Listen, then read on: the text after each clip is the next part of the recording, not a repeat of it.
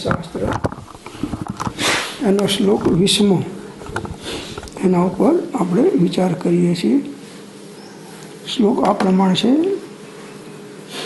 ઇતશ્ચિંતામણિ દિવ્યમ ઇતઃ વિન્યાક ખંડકમ ધ્યાનેન ચેદુભે લભ્યે ક્વા ઇન્દ્રિયતામ વિવેકિનઃ.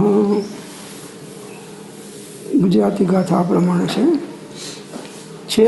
ચિંતામણી દિવ્ય જ્યાં ત્યાં છે ખોળ અસાર પામે બેઉ ધ્યાનથી ચતુર કરે ક્યાં વિચાર.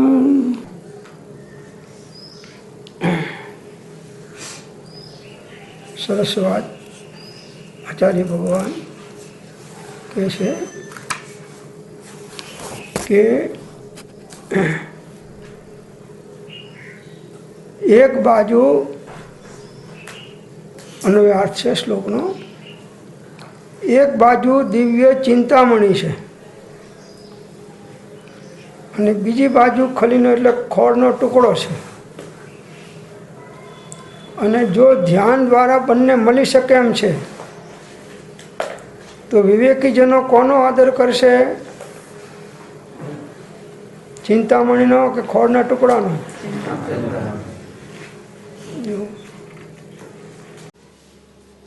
તો આ આત્મા દિવ્ય ચિંતામણી છે અને જગતના સુખોને પદાર્થો ખોળના ટુકડા જેવા છે. અને તમારા ચિંતન ધ્યાનથી બે મળી શકે એમ છે તો તમે શેને પસંદ કરો છો?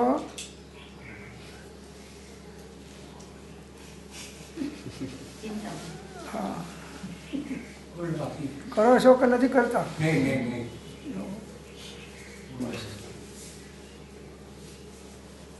આખી જિંદગી આર્થ ધ્યાન અને રૌદ્ર ધ્યાનમાં જ અજ્ઞાની જીવો કાઢે છે. અંદરમાં આકુળ વ્યાકુળ થાય છે છતાં જેમાં સુખ છે અનાકુળતા છે એવું આત્માનું ધ્યાન જીવ કરતો નથી. આત્મ ધ્યાન કરે જો કહું સો પીણ મેં ના આવે વાઘ જાલ બીજું સૌ જાણે એહી તત્વ ચિત્ત લાવે. તો સંસારની બધી સામગ્રીઓ ખોળના ટુકડા જેવી છે. સંસારના સુખો બધા ખોળના ટુકડા જેવા છે. સંસારના બધા પદાર્થો ખોળના ટુકડા જેવા છે.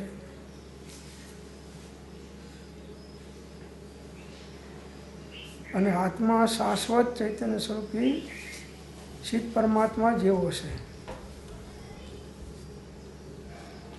હવે એ સિદ્ધ થવા એવું પણ શક્તિ આત્મામાં પડેલી છે અને ચાર ગતિમાં રખડો એના દુઃખ ભોગવો એવી શક્તિ પણ આત્માની અંદરમાં પડેલી છે. તો વિવેકીજન છે એ ગમે તેવા નિમિત્તો ઉદયની અંદરમાં રહીને પણ આત્મહિત ચૂકતા નથી. એ કર્મનો કે નિમિત્તનો વાંક કાઢતા નથી. ગમે તેવા બળવાન મરણાંત ઉપસર્ગ પરિસરમાં પણ જ્ઞાનીઓ કેવળ જ્ઞાન લઈ અને મોક્ષે જાય છે. એટલે ક્યારેય નિમિત્તનો વાંક નહીં કાઢવો. ઉપાદાનની નબળી છે. ઉપાદાનની બળવત્તરતા હોય તો ગમે તેવા નિમિત્તોની અંદરમાં પણ જીવ પોતાનું આત્માનું હિત સાધી લે છે. સારો બેટ્સમેન એ છે કે ગમે તેવા બોલ આવે એમાં સિક્સર મારે તો જ એ મેચ જીતી જાય છે. એમ મોક્ષની મેચ જીતવી હોય તો સિક્સર એટલે શુદ્ધો ઉપયોગ મારશો તો મોક્ષની મેચ જીતાશે, નહીં તો નહીં જીતાય. તો ઘણા ધ્યાન કરી અને અધોગતિમાં જાય છે, ઘણા ધ્યાન કરીને સ્વર્ગમાં જાય છે અને ઘણા ધ્યાન કરીને મોક્ષમાં જાય છે. ધ્યાનની પણ અનેક પ્રકારની ભૂમિકાઓ છે. મુખ્યપણે 4 છે: આર્ત ધ્યાન, રૌદ્ર ધ્યાન, ધર્મ ધ્યાન અને શુક્લ ધ્યાન.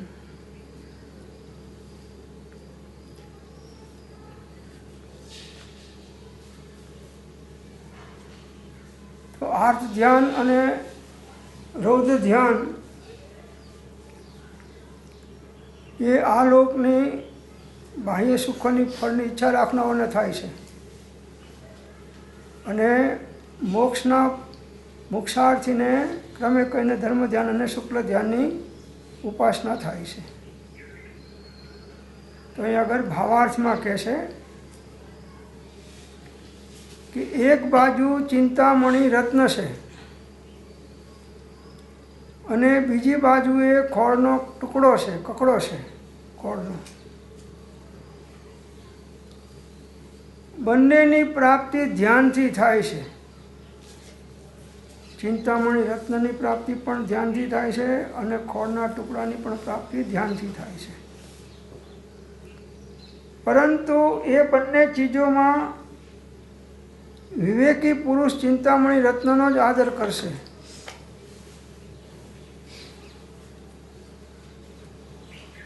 તેવી રીતે ધર્મી જીવ ખોળના ટુકડા સમાન આ લોક સંબંધી પરાધીન ઇન્દ્રિયજનિત સુખ જે વાસ્તવમાં દુઃખ છે તેનો આદર છોડી ધર્મ શુક્લરૂપ ધ્યાનની આરાધના દ્વારા ચિંતામણી સમાન વાસ્તવિક આત્મિક સુખની પ્રાપ્તિ કરવાનું પસંદ કરશે. માટે આર્ત ધ્યાન રૌદ્ર ધ્યાનનો ત્યાગ કરવો અને આત્મ સ્વરૂપની પ્રાપ્તિ માટે, આત્માના કલ્યાણ માટે, આત્માના હિત માટે ધર્મ અને શુક્લ ધ્યાનને ઉપાસના કરવી જોઈએ. સમસ્ત જગત પર વસ્તુ પર ભાવમાં વહ્યું જાય છે. 24 કલાક ઈષ્ટના વિયોગ થાય, અનિષ્ટના સંયોગ થાય, મનમાં આકુતા, આ બધા આત્મ ધ્યાન છે.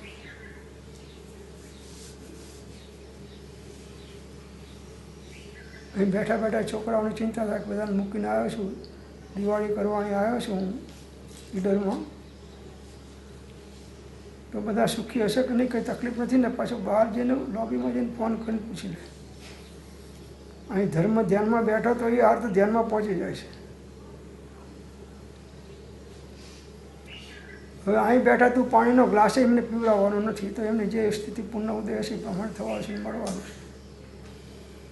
તો અહીં બેઠા બેઠા જગતના જે કંઈ પદાર્થોની ચિંતા કરવી, ઘરની ચિંતા કરવી, કે દેહની ચિંતા કરવી, કોઈ બનાવવાની ચિંતા કરવી, તો એ ચિંતાથી આર્ત ધ્યાન અને રૌદ્ર ધ્યાનની વૃદ્ધિ થાય છે અને ચિંતનથી ધર્મ ધ્યાન અને શુક્લ ધ્યાનની પ્રાપ્તિ થાય છે.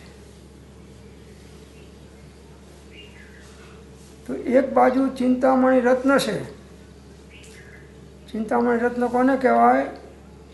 કે જે ચિંતન કરીએ એ મળે મોક્ષ સિવાય. હો. અને બીજી બાજુ ખોળનો ટુકડો છે. આ પશુઓ જે ખાય છે ખોળ, તલના ખોળ હોય છે ને મગફળીના ખોળ હોય છે ને બધા ખાય છે, એનાથી એનું શરીર પણ પુષ્ટ થાય છે. પશુઓને ખોળ બહુ ભાવે. બંનેની પ્રાપ્તિ ધ્યાનથી થાય છે.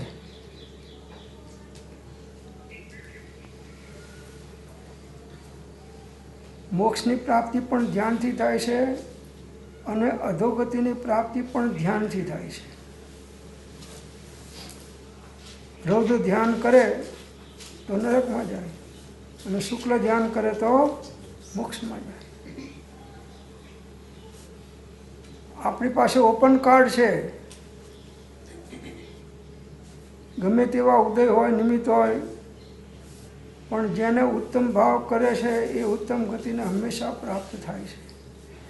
એને નિમિત્તો પણ એવા ઉત્તમ મળી જાય છે કે જેથી એની સાનિધ્યમાં એની અધૂરી સાધના પૂર્ણ થાય છે.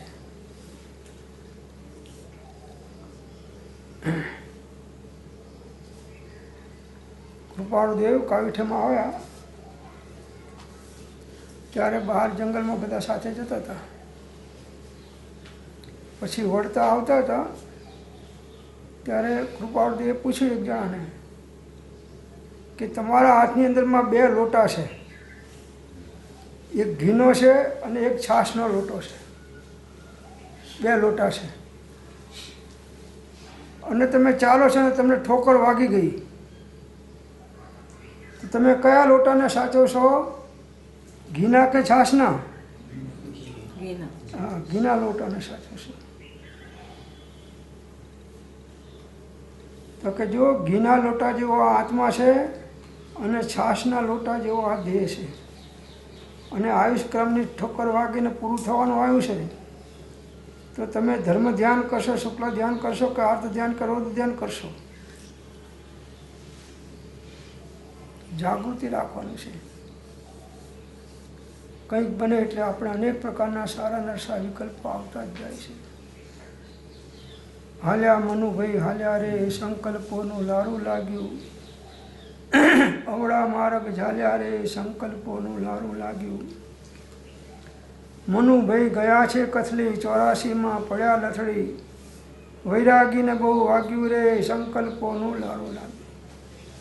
સમુદ્રમાં જેમ તરંગોને લહેરો નિરંતર ચાલ્યા કરે છે, એવી રીતે અજ્ઞાની જીવને અજ્ઞાનમય ભાવોના તરંગોને લહેરો સમયે સમયે નિરંતર ચાલ્યા જ કરે છે.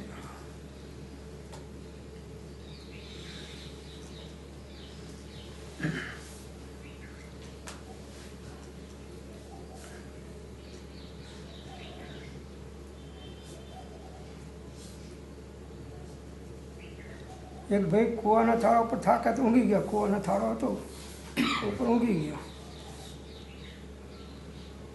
અને એને સપનું આવ્યું. સપનું આવ્યું તો એની જોડે પત્ની સૂતી છે, બાળક સૂતા છે, એ સૂતો છે. અને પત્ની કહે છે કે હવે તમે થોડા ખસો, આ બાળક દબાય છે.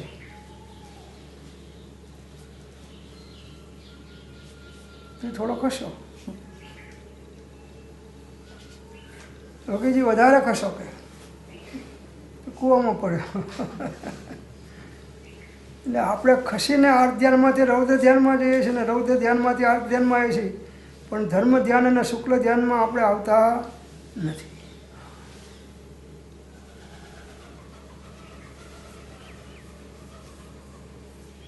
તો ચિંતામણી રત્ન હોય એ પણ દુનિયાના સુખોને સામગ્રીઓને ચિંતિત આપે, મોક્ષને ના આપી શકે.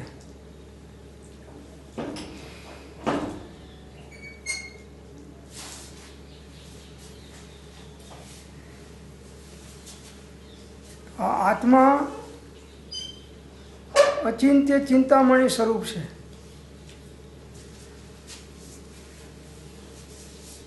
સર્વ પ્રકારની ઈચ્છાઓનો તમે ત્યાગ કરો તો મોક્ષ મળે. ઈચ્છાઓનો નિરોધ કરવા કોઈ તૈયાર નથી. મોક્ષની ઈચ્છા પણ મોક્ષમાં બાધક થાય છે. મોક્ષની ઈચ્છા પણ સંપૂર્ણ ઈચ્છાનો નિરોધ થાય ત્યારે મોક્ષ થાય. માત્ર મોક્ષ અભિલાષી એ તો આત્માર્થી માટે છે, જ્ઞાની માટે નથી. ઈચ્છા માત્ર દુઃખનું કારણ છે.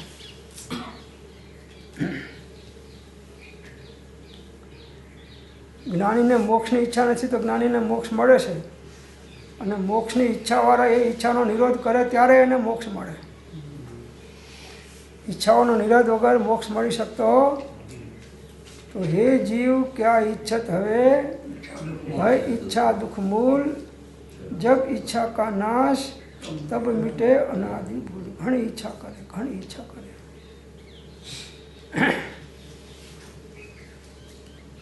કે આપણે બસ આટલા પૈસા થઈ જાય ને એ સંતોષ, પછી કંઈ નથી. એટલે ગમે તેટલા પૈસા આવે તો ચક્રવર્તીનો સંતોષ નથી તો તને ક્યાંથી થવાનો છે અજ્ઞાનમાં. અને પાછો કે સંતોષી નર સદા સુખી અને તૃષ્ણાનું નર સદા દુઃખી. બોલે ખરો, સૂત્રો બધા બરાબર બોલે.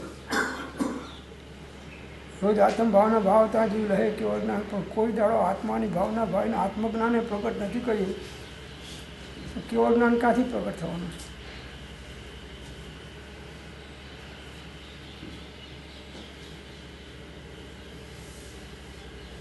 જેટલી જેટલી ઈચ્છાઓ થાય છે એટલી એટલી આકુરતા વ્યાકુરતા વધતી જાય છે અને અનાકુરતાનો નાશ થતો જાય છે. અનાકુળતામાં સુખ છે.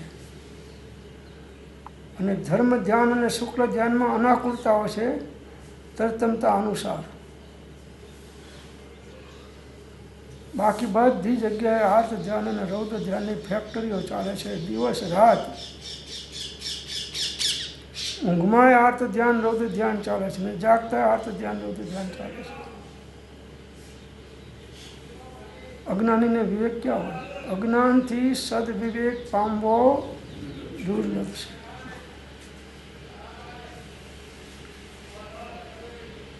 તમને કહ્યું કે મનુષ્ય બહુ થોડા સમય તમારા હાથમાં છે.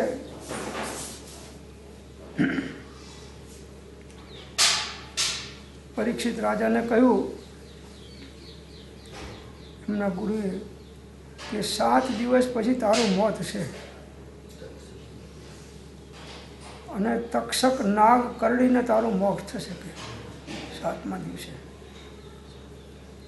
તારે જે વ્યવસ્થા કરવી એ બધી કરી લે, આ નક્કી છે. તો એને કહ્યું કે જે થવાનું છે થશે, 7 દિવસે મારા આત્માનું કલ્યાણ સાધી લઉં. ને 7 દિવસ એને આત્માને ધ્યાનની ખૂબ સાધના કરી. 7મો દિવસ થયો અને તક્ષક નાગ આવ્યો અને આ જીવ તૈયાર બેઠેલો સમાધિ મરણ માટે. 7 દિવસમાં સાધના કરી લીધી હતી સમાધિ મરણ થાય એવી. તો હવે એને મોતનો પણ ડર નથી. અમને નાખી દો જિંદગીની આગમાં અને આગને પણ ફેરવશું બાગમાં. આખી સર કરીશું સૌ મોરચા, મોતને પણ આવવા દો લાગમાં. એક શાયરની ગઝલ છે, અમને નાખી દો આગમાં, આગને પણ ફેરવશું બાગમાં. તો આર્ત ધ્યાન રૌદ્ર ધ્યાનના કારણે ફેરવીને ધર્મ ધ્યાન શુક્લ ધ્યાનમાં પોતાના પરિણામ કરે એનું નામ સાધક કહેવાય. ગમે તેવા નિમિત્તોની અંદરમાં પણ આર્ત ધ્યાન રૌદ્ર ધ્યાન પરિણામ અનુસાર બંધ થાય છે અને પરિણામ અનુસાર મોક્ષ થાય છે.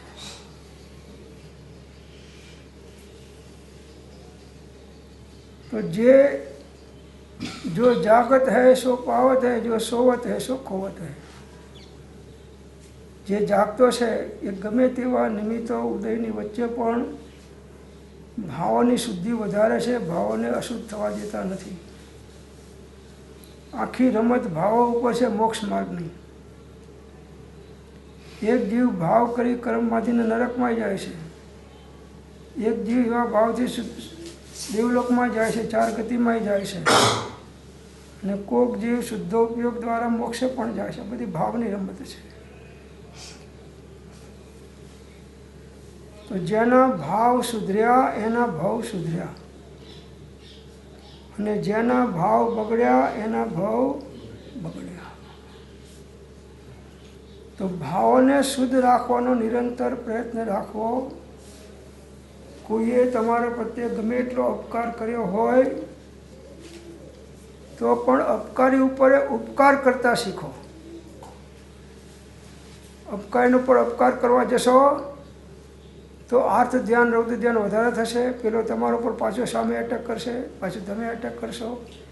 એમ કરતાં કરતાં બંનેના પરિણામોની અંદરમાં વિષમતા વધતી જશે અને પરિણામ અનુસાર બંધ થઈને જીવ અધોગતિમાં ચાલ્યા જશે. કોઈ પણ આત્માનું રક્ષણ વિતરાગ ભાવ વગર થઈ શકે નહીં.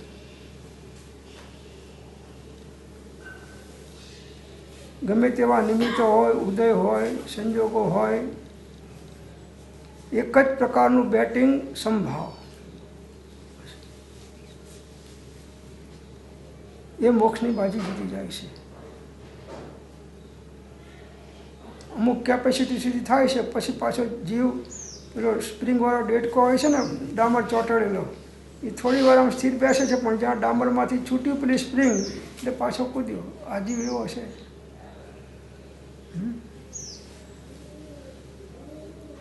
એક શીતલદાસ નામે સાધુ હતા. તો આખો દાડો આત્માની વાત કરે, સત્સંગ કરે, ધ્યાનમાં રહે. એમના બધા ભક્તો ઘણા વધી ગયા. તો જે સાચા નિર્ગંધ ગુરુ હતા એની પાસેથી બધા ભક્તો અહીં જવા માંડ્યા.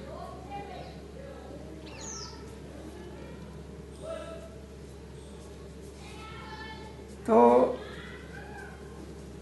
ગુરુએ કહ્યું શિષ્યને, જે સાચા નિર્ગંધ ગુરુ હતા એને, કે તમે ત્યાં એટલા બધા જાઓ છો આ સરસ રત્નત્રયની અભેદતાનો માર્ગ મૂકીને, તો કે ખરેખર કસાયનો તો એમને જીત્યા છે કે, એટલે એનું નામ જ શીતળદાસ છે કે. તો કે તપાસ કરો બરાબર જીત્યા છે કે નથી, કે કેવી રીતે તપાસ કરવી. તો બસ એમને 10 વખત એમનું નામ પૂછો વારંવાર, કે સાહેબ હું તમારી પાસે રોજ સત્સંગમાં આવીએ છીએ ઘણા ટાઈમથી, પણ તમારું નામ અમે ભૂલી ગયા છીએ. આપનું નામ શું છે સાહેબ? તો પહેલી વખત જ્યારે એનો માઇલ્ડ ટોન હશે શીતળદાસ, પાછું ફરીને પૂછો કે સાહેબ તમે હમણાં મને કીધું પણ હું ભૂલી ગયો સાહેબ, એક વખત ફરીને કહી દો. તો કે શીતલદાસ, હવે વોલ્યુમ મોટો થયો, શીતલદાસ.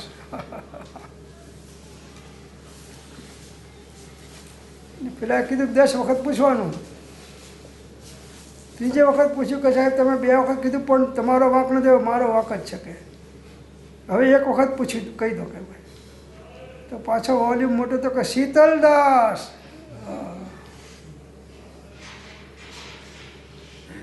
હવે 10 વખત પૂછવાનું, એમની તો 3 વખતમાં આટલું થઈ ગયું, 5 વખતમાં તો ચીપિયો ખોસી ના રહે. અને 4થી વખત પૂછી તો મહાત્માએ ચીપિયો ખખડાયો કે જાતા હે કે ભાઈ ખુશ દો. तो कि अब आप अग्निदास है, शीतलदास नहीं है. आप कैसा है? अग्निदास है, शीतलदास नहीं है. बस चंदन ने जेम घसो तेम सुगंध आवशे, અને ભાંગને જેમ ઘસશો એમ નશો ચડશે. અને આત્માના ધ્યાનની અંદરમાં જેટલી એકાગ્રતા કરશો એટલી તમને શાંતિ અને મોક્ષ મળશે.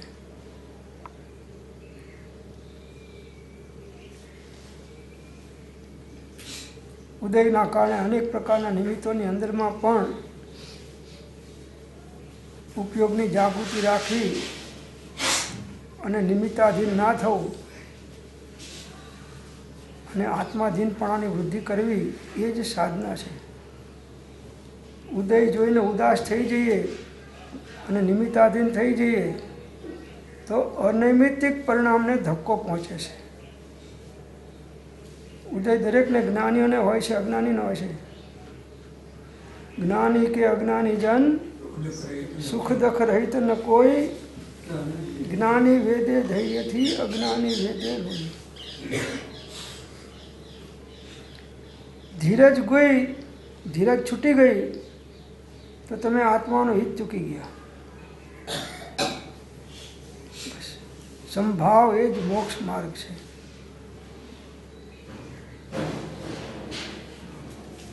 સંભાવ એ જ મોક્ષ માર્ગ છે. કોને શું ગુનો કર્યો ને મારો ગુનો નહોતો ને બધા હવે વાયના વિકલ્પ છોડી દો. હવે એકલું સંભાવનું જ બેટિંગ કરવાનું છે. કોઈ નિમિત્તનો દોષ કાઢવાનો નથી ને ઉપાદાનનો દોષ કાઢવાનો નથી. તારે દોષે તને બંધન છે, એ સંતની પહેલી શિખામણ છે. તારો દોષ એટલો જ કે અન્યને પોતાનું માનવું અને પોતે પોતાને લઈ જવું, આટલો દોષ છે. આ ઘરમાં જેટલા જીવ છે એટલા મારા છે. આ દેહ મારો છે. અને અહીં આવે તો કે આ રૂમ મારી છે.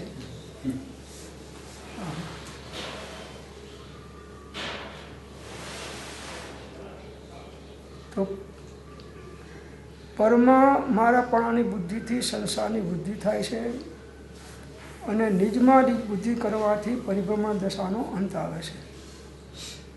નિજ કો નિજ પર કો પરજાન, फिर दुख का नहीं भेष निदान। 100 પરનો વિવેક। તો વિવેકી પુરુષો ચિંતામણી રત્નનો જ આદર કરશે।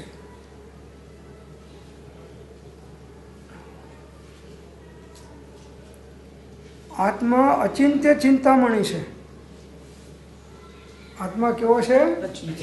અચિંત્ય ચિંતામણી છે। એની પાસે કંઈ ચિંતવન કરવું પડતું નથી। બધાય ચિંતવન બંધ કરી દો અને ઉપયોગને આત્મામાં સ્થિર કરો તો વગર માગે તમને મોક્ષ આપશે। આનાથી તો વધારે કંઈ બીજું મળે એવું નથી। તો મોક્ષનો દાતા પણ આત્મા છે અને અધોગતિમાં નાખનારો પણ આત્મા છે। વિવેકીને એ મોક્ષ આપે છે અને અવિવેકી એ અધોગતિમાં ચાલ્યા જાય છે।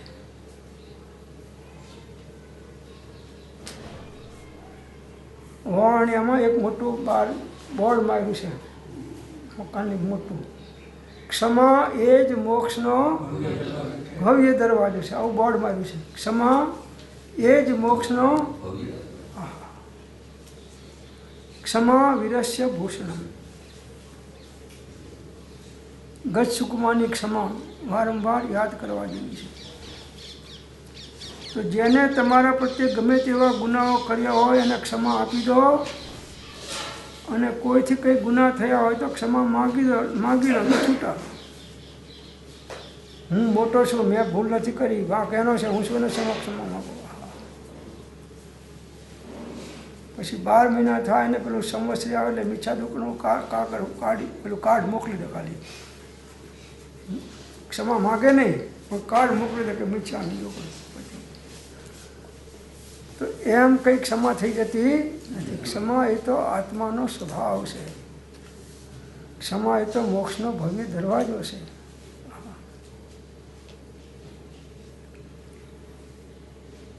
આવેશમાં આવી જાય છે, વિવેક છૂટી જાય છે એટલે આપણે સાચા હોય બીજા ખોટા હોય અથવા આપણે ખોટા ને બીજા સાચા હોય તો ધીરજ અને ક્ષમા આપણે ચૂકી જઈએ છીએ, વિવેક ચૂકી જઈએ છીએ।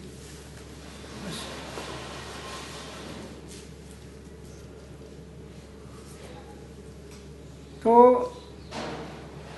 એક બાજુ ચિંતામણી રત્ન છે અને બીજી બાજુ એક ખોળનો ટુકડો છે।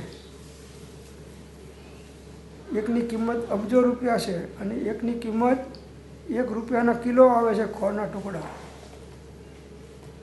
અને બંનેની પ્રાપ્તિ ધ્યાનથી થાય છે। ધ્યાન કરવાથી બધું મળે છે। ઉત્તમ ધ્યાન તો ચિંતામણી રત્ન છે, મોક્ષ મળે છે, એ ધ્યાનથી મળે છે। અને બગલો ધ્યાન કરે છે, રૌદ્ર ધ્યાન તો એને નરક મળે છે। બે ધ્યાન કરે છે।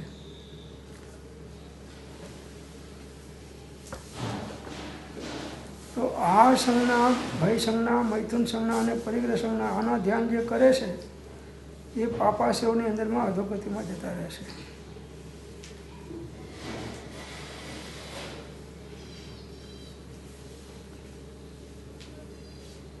आत्म ध्यान करे जो को सो फिर इनमें ना आवे, वाग जाल बीजू सौ जानो यही तत्व चित्र लावे। आनंद गंजी महाराज ना श्रवण में आवे छे। आत्म ध्यान करे जो को सो फिर इनमें ना आवे। जे आत्म ध्यान करनारो छे एनु परिभ्रमण समाप्त थई जाय छे, कोई जन्म जरा मरणना चक्करमां पड़तो नथी। बाकी बधी वागजाळो छे एम कहे छे। ए शुभ भावयुक्त वागजाळ होय कि अशुभ भावयुक्त वागजाळ होय, एकथी पुण्यनो आश्रवनो बंध थाय छे, एकनो पापनो आश्रवनो बंध थाय छे, पण बंने संसारना कारणो थाय छे। वित्यो काळ अनंत ते कर्म शुभाशुभ भाव ते शुभाशुभ छेदता उपजे मोक्ष स्वभाव। समस्त जगत पर वस्तु और पर भाव में वही जाए છે। आखू जगतना तमाम जीवो कोईपण जीव भाव वगरनो नहीं। एकेन्द्रियनो होय के पंचेन्द्रियनो होय के सिद्धलोकनो जीव होय, एने पण समय समय शुद्ध उपयोग में भाव थया ज करे छे सहजपणे।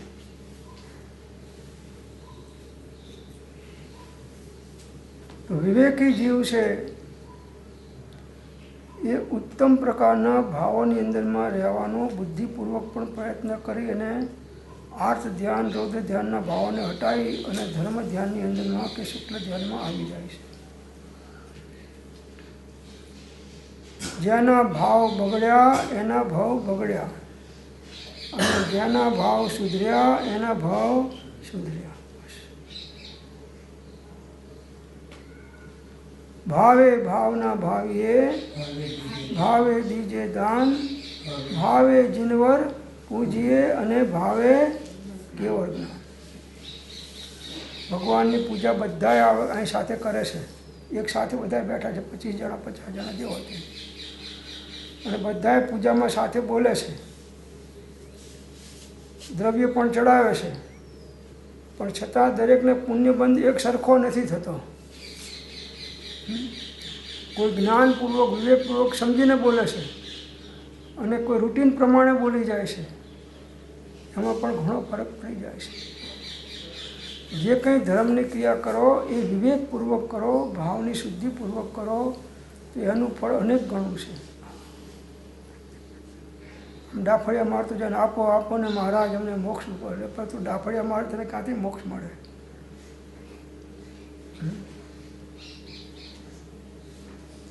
તો ઉપયોગ ઉપર ઉપયોગ રાખશો તો ઉપયોગની શુદ્ધિથી તમે આત્માની વિશુદ્ધિ કરી શકશો. ઉપયોગ ઉપર ઉપયોગ રાખશો તો આત્માની વિશુદ્ધિને તમે વધારી શકશો. કોના ઉપયોગ ઉપર ઉપયોગ રાખવાનો છે? આપણા ઉપયોગ ઉપર આપણે ઉપયોગ રાખવાનો છે. શું રાખવાનું છે? કે આર્ત ધ્યાન રૌદ્ર ધ્યાનના ભાવમાં વયો ના જાય અને ધર્મ ધ્યાનના ભાવની અંદરમાં આગળ વધતો વધતો ક્રમે કરીને શુક્લ ધ્યાનમાં પ્રવેશ કરે.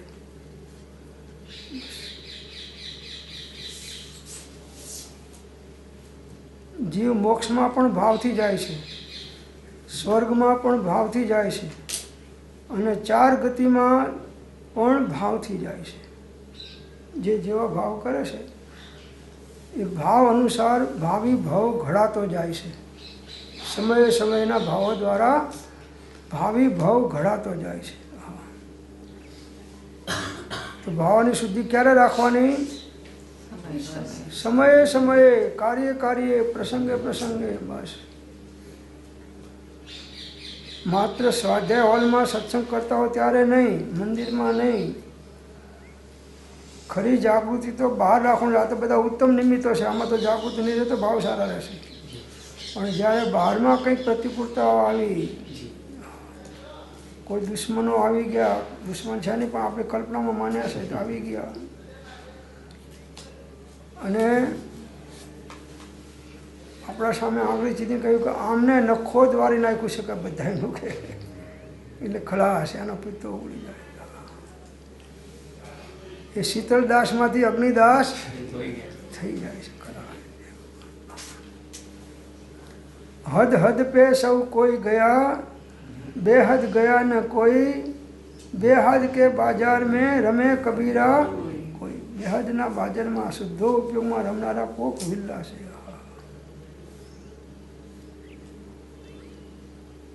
હારે કોઈ માધવ લો, કોઈ માધવ લો, અચળ પ્રેમે કોઈ ગ્રાહક થાઓ, ગ્રાહક થાઓ, મટુકીમાં નાખીને વેચવા નીકળ્યા છીએ. હારે કોઈ માધવ લો, માધવ લો, પણ કોઈ ગ્રાહક થતું નથી.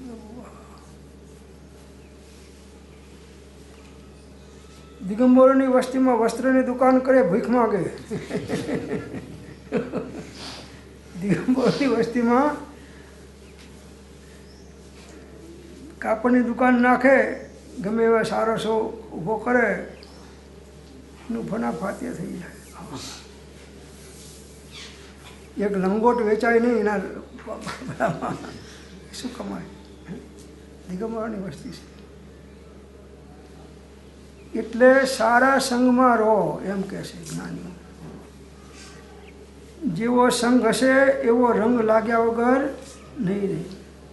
તમે આના આ જ છો, બધા અહીં બેઠા છો તો ઉત્તમ ભાવમાં રહ્યા છો, અને આજ તમે રૂમમાં જશો એટલે વિકથામાં ચાલશો, જમવા જશો એટલે બીજી કથાઓ ચાલશે. પલટાઈ જાય છે. કાચંડાની જેમ બધા રંગ બદલાઈ જાય છે. બસ. તો આ જ જાગૃતિ રાખવાની છે. જ્યારે કોઈ પણ નિમિત્તમાં હોઈએ ત્યારે હે આત્માદેવ તમે જાગો છો કે ઊંઘો છો, આટલું પૂછી લેવાનું બસ.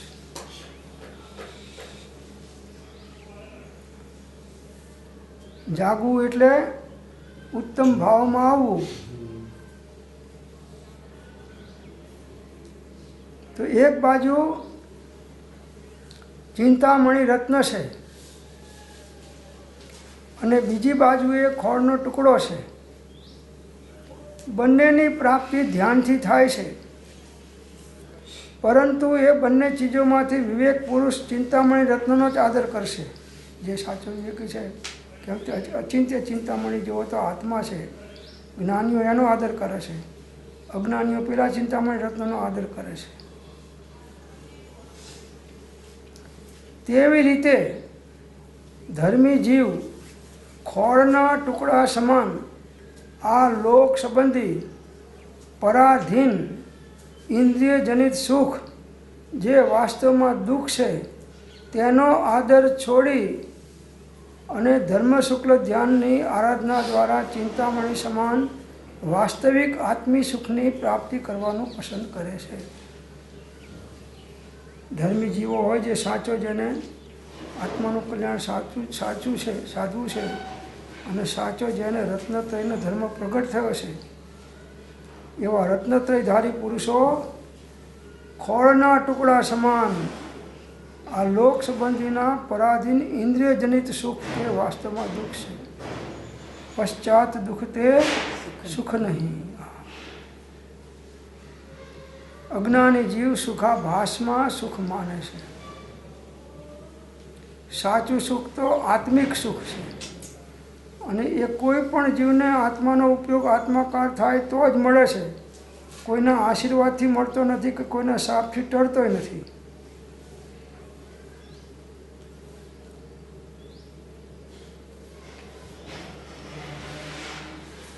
તો ઇન્દ્રિયજનિત સુખો એ તો ખેડૂત ખેતરમાં અનાજ વાવે છે તો ઘાસ તો એની મીઠે ઉગે છે, એને ઉગાડવું પડતું નથી. એવી રીતે જે આત્માના કલ્યાણમાં ધર્મ ધ્યાન કરે છે તો એને તો પુણ્ય એમને બંધાય છે, એને બાંધવું પડતું નથી, સહજમાં બંધાઈ જાય છે.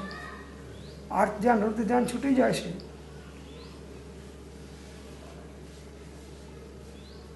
તો ઇન્દ્રિયજનિત સુખ એ સુખ નથી પણ દુઃખ છે. અનુકૂળતાનું સુખ એ સુખ નથી, અનાકૂળતાનું સુખ એ સાચું સુખ છે. અનુકૂળતાનું સુખ એ સાચું સુખ નથી, પણ અનાકૂળતાનું સુખ એ સાચું સુખ છે.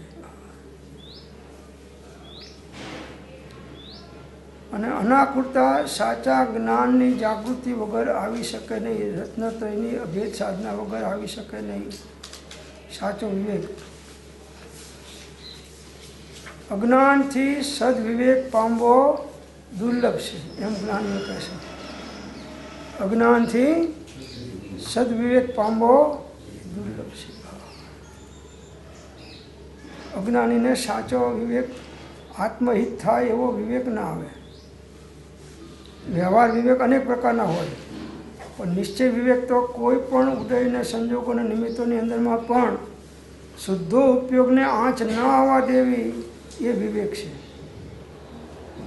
એના વિચાર વિવેકપૂર્વક શાંત ભાવે જો કર્યા તો સર્વ આત્મિક જ્ઞાનના સિદ્ધાંત તત્વ અનુભવ. તો ઇન્દ્રિયનું સુખ એ સુખ નથી. જમવા બેઠા તો જીવા ઇન્દ્રિયના વિષયો આપણને વધારે અનુકૂળ આવે છે. હવે રોટલીઓ આવીને આવી કાર એમ લાવે છે, ભજીયા લાવો, ભજીયા એમાં, અને પેલી ચટણી લાવો, ચટણી કે આ જીવા ઇન્દ્રિયની ગુલામ છે. ભમરો સુગંધીનો ગુલામ છે. તો કમળના ફૂલ ઉપર બેસે છે અને રાત થાય છે એટલે કમળ બીડાઈ જાય છે, તો ભમરો અંદરમાં રહી જાય છે. એને થયું કે હા આટલી બધી સુગંધી તો આ ફૂલ ખુલ્લું હતું ત્યારે નથી, બસ હવે આમાંથી બહાર નીકળવું જ નથી. અને સુગંધમાં ને સુગંધમાં દેહ છોડી અને જતો રહેશે, કમળ ભરી જાય છે. એમ બાહ્ય સુખોની પાછળ સુખાભાસની અંદરમાં આ જીવ એટલો બધો ગળા ડૂબી જાય છે કે સાચું સુખ ભૂલી જાય છે અને મનુષ્ય હારીને અધોગતિમાં ચાલ્યો જાય છે.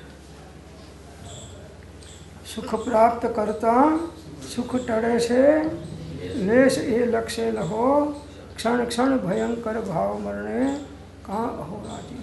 સુખ આત્મા સિવાય ક્યાંય નથી, આટલો દ્રઢ નિર્ણય અને વિશ્વાસ રાખો. પછી ભલે સાતાના ઉદય હોય તો એમાં તમને સુખ નહીં લાગે, બધી અનુકૂળતા હશે તો સુખ નહીં લાગે. અનુકૂળતામાં અનાકૂળતા નથી અજ્ઞાનીને, અજ્ઞાનીને અનુકૂળતામાં અનાકૂળતા નથી, આકૂળતા વ્યાકૂળતા છે.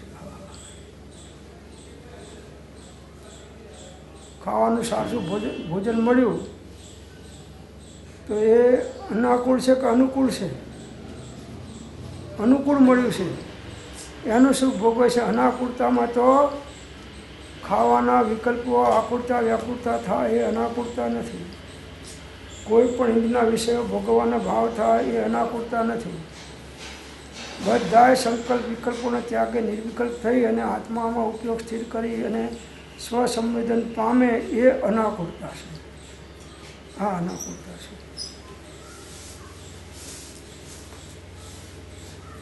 તો ધર્મી જીવ ખોળના ટુકડા સમાન આ લોક સંબંધી પરાધીન ઇન્દ્રિયજનિત સુખ જે વાસ્તવમાં દુઃખ છે તેનો આદર છોડી, સાચા સુખનો આદર છોડી દે છે. ધર્મ શુક્લરૂપ ધ્યાનની આરાધના દ્વારા ચિંતામણી સમાન વાસ્તવિક આત્મિક સુખની પ્રાપ્તિ કરવાનું ધર્મી જીવ પસંદ કરશે. ધર્મ ધ્યાન અને શુક્લ ધ્યાન એની એ ધ્યાનની આરાધના કરશે. આર્ત ધ્યાન રૌદ્ર ધ્યાન ધર્મી જીવો નહીં કરે. તો વાસ્તવિક આત્માનું સુખ આત્મામાં છે અને આત્માનો ઉપયોગ આત્માકાર થાય તો જ આત્મિક સુખ મળે અને સમસ્ત જગત પર વસ્તુ અને પર ભાવમાં વહી જાય છે. હવે એને ક્યાંથી સુખ કે શાંતિ મળે?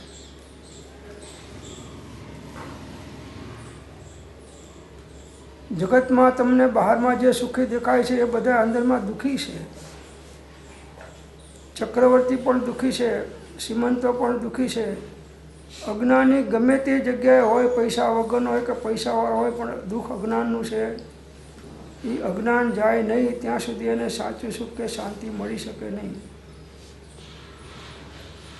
કોઈ સુખી નથી. આ પ્રધાનમંડળમાં જેટલા પ્રધાનો અને વડાપ્રધાન છે બધા સુખી છે કે દુઃખી છે? દુઃખી છે બધા. અને આપણને સુખી લાગે છે કે એમના માટે સ્પેશિયલ એરોપ્લેન આવે છે ને બધા ચારે બાજુ બોડીગાર્ડ છે. એટલે આટલો બધો ભય છે ત્યારે બોડીગાર્ડ છે. અમે વગર બોડીગાર્ડે ફરીએ છીએ. હે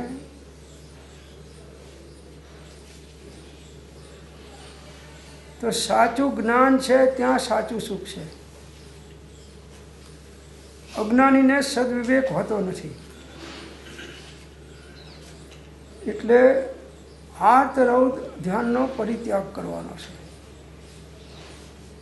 ઈષ્ટનો વિયોગ થાય કે અનિષ્ટનો સંયોગ થાય એમાં આર્ત ધ્યાન થાય છે.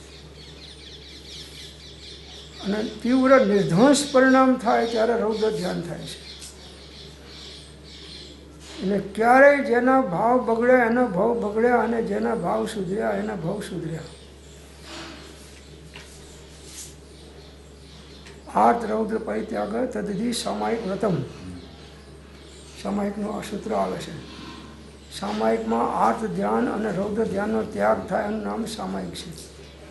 ધર્મ ધ્યાનમાં ઉપયોગ રહે તો સામાયિક છે અને શુક્લ ધ્યાનમાં રહે તો ઉત્કૃષ્ટ સામાયિક છે. સામાયિક લઈને બેસે પછી ટાઈમ જાય ને એટલે છાપવું વાંચે ને પગ ઊંચો કરે નીચે ઊંચો કરે. પહેલાં પેલી ઘડીઓ આવતી, પેલી રેત ખરે ને અંદરમાં ધીમે એ 48 મિનિટે પૂરી થઈ જાય એવી ઘડી આવતી પહેલાં. હવે તો નથી આવતી, હવે તો ઘડિયાળો થઈ ગઈ.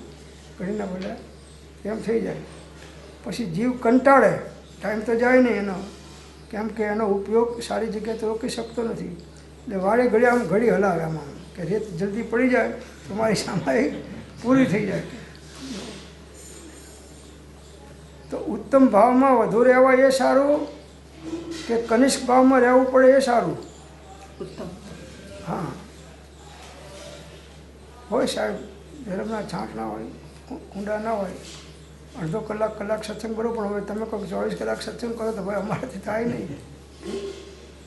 ભગતજી આવતા જયસંગ બાપજી, તો આખો દિવસ ઈડરના ઘંટિયા પાળ ઉપર આવે તો એકલી આત્માની વાત ને ભક્તિની વાતોને એ જ કરે.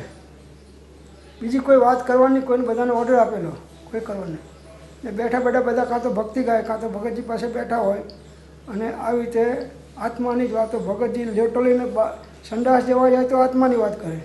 એમને 8-9 જણા નવરાવનારા હોય તો કે જો કે આત્માના આવી છે કે શરીરના આવી છે, જેસો નથી નાતો, આત્મા નથી નાતો, હું જેસો નથી, હું તો આત્મા છું, એમ કહીને પણ બધાને આત્માને બોધ આપતા હોય. જ્યાં બેઠા હોય ત્યાં પણ આત્માની વાત, જમતા પણ આત્માની વાત, એમની જોડે ચાલતા હોય તો એ આત્માની વાત.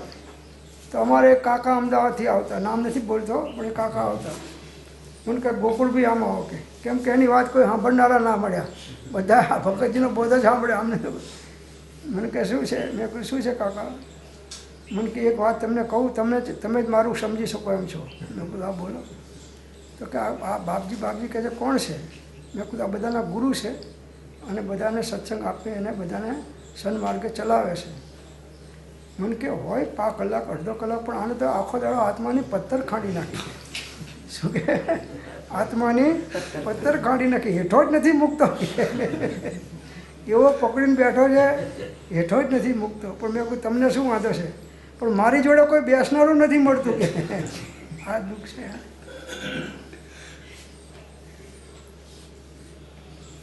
જીવને વિવેક નથી એટલે આત્મહિતની વાત ગમતી નથી, આત્માનું કલ્યાણ કરવું સૂચતું નથી. મિથ્યાત્વનો ઉદય તીવ્ર છે એ બતાવે છે. મિથ્યાત્વાદિક ભાવને ચિરકાળ ભાવ્યા છે જીવે, સમ્યક્તવાદી ભાવને ભાવ્યા નથી પૂર્વે જીવે. તો આ પ્રમાણે આ શ્લોક અહીં આગળ સમાપ્ત થાય છે. ઓમ શાંતિ શાંતિ શાંતિ.